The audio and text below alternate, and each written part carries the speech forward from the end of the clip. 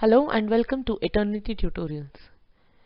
I'll be dealing with the third part of the real numbers today. Real numbers are broadly divided into two parts. Number one, rational numbers,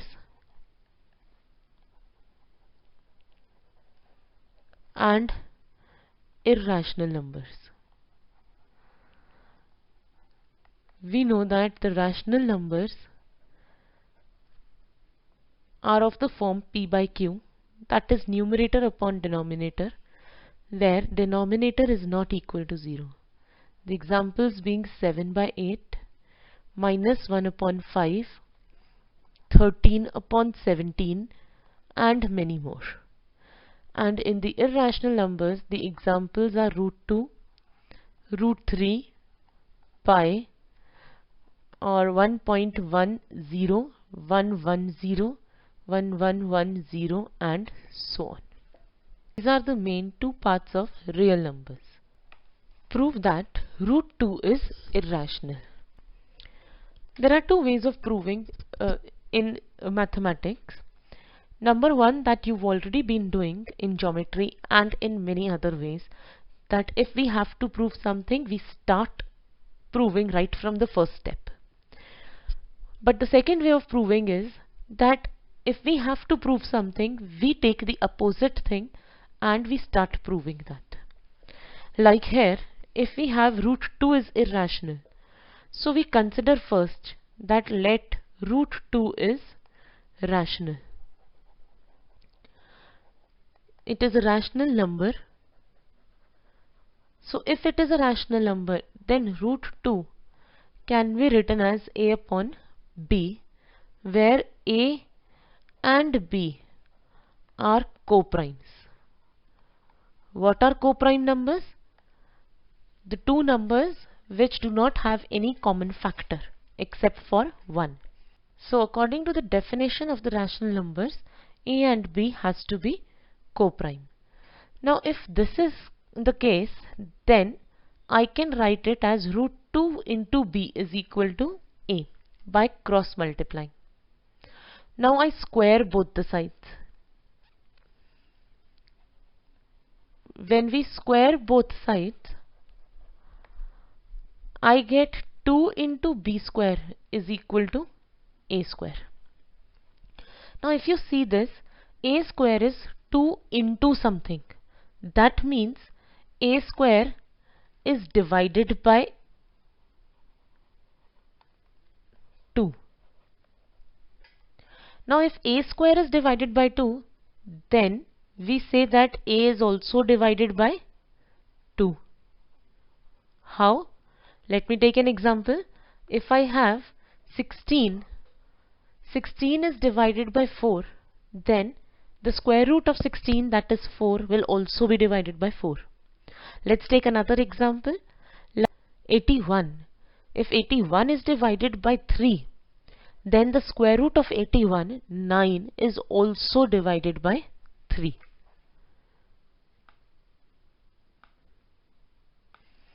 So accordingly, a square is divided by 2, then a is also divided by 2.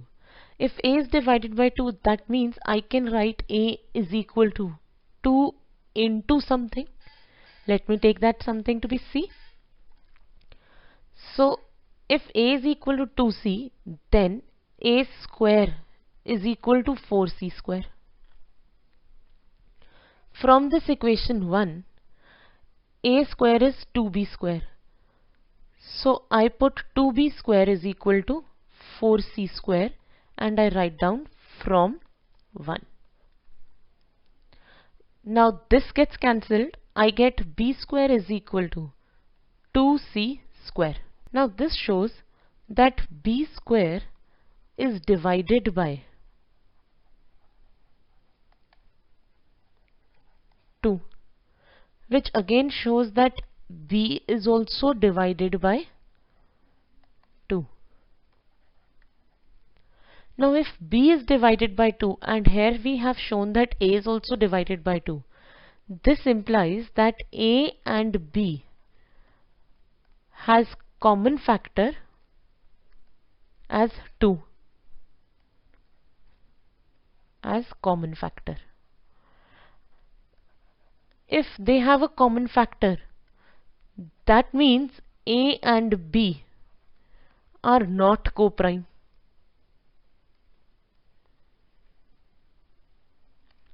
Which implies that this is a contradiction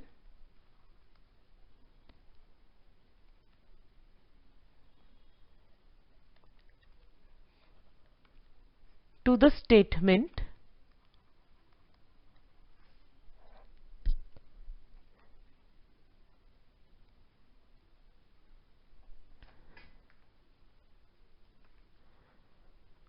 that root 2 is rational. If it is a contradiction, that means root 2 is irrational. And hence proved.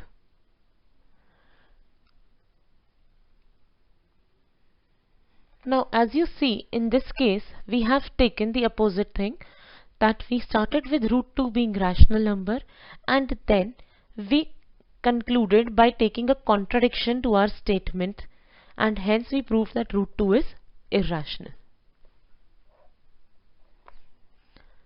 Let us now prove that root 3 is irrational. That will also be done in a similar way. Now let's prove root 3 is irrational. We will be doing that in exactly the same way. So let root 3 is a rational number. So root 3 becomes A upon B, where A and B are coprime. And now root 3B is equal to A. I square both the sides and I get 3B square is equal to A square. Now this shows that A square is divided by 3 and A is also divided by 3. If A is divided by 3, that means A is equal to 3 into a constant, say C. I again square both the sides and I get 9C square. And from 1 I put A square as 3B square as 9C square, and I write down from 1.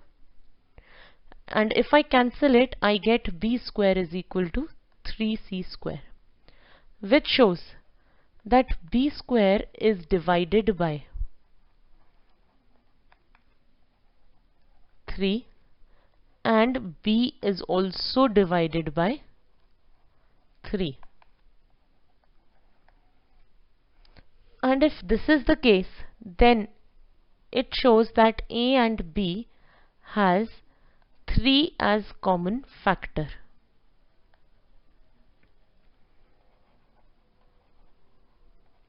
Which implies that this is a contradiction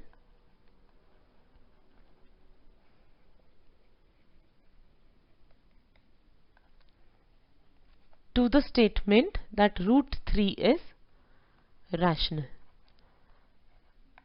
which implies that root 3 is irrational.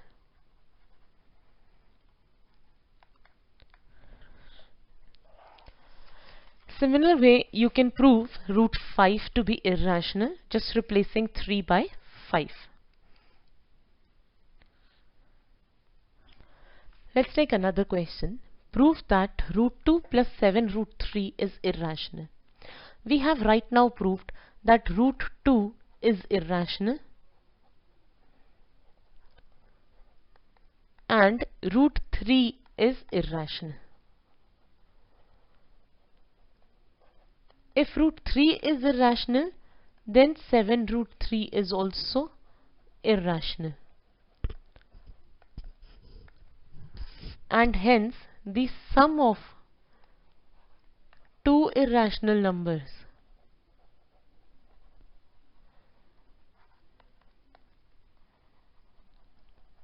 is also an irrational number. But whenever you have this question, you will have to show that root 2 and root 3 both are irrational, as we have proved it earlier. You will show the proof of this, and then these statements will follow. Now, there are two types of irrational numbers. Number one is terminating, and then we have non-terminating. And non-terminating also has two types, repeating and non-repeating, although that is not required. Now, to find out whether a rational number given to you is terminating or non-terminating, we have a theorem which states that let x is equal to p by q be a rational number such that the prime factorization of q is of the form 2 to the power of n into 5 to the power of m, where m and n are non-negative integers. Then x has a decimal expansion that terminates. Now, this is the theorem for terminating. If we have few examples, let me take an example and explain you. I have the first example as 64 upon 455. If this is an example and I take the factorization of 455, the factorization of 455 will be 5 into 13 into 7. If you see this factorization, in this factorization apart from 5 and 2, there are two more factors. So therefore we say that this is known and this fraction is non-terminating. But if it would have been the factors of the denominator had only 2 and 5, then this would have been terminating. Let us just take 35 upon 50. When you factorize 50, you get 2 into 5 into 5, which can be written as 2 into 5 square.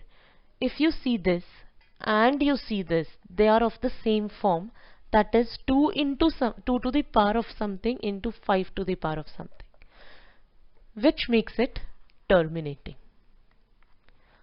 So as you factorize the numbers, the denominator, and if the denominator has only the factors 2 and 5, then we say that this is a terminating fraction, or else we call it non-terminating, as we have seen the case. Now, there could be a number where the factors are only 5. Even then it is terminating, and only 2 will also be terminating. But apart from 2 and 5, if you have any other factors, then it is non-terminating. So that's all for real numbers. If you have any doubts, please leave your doubts in the comment section.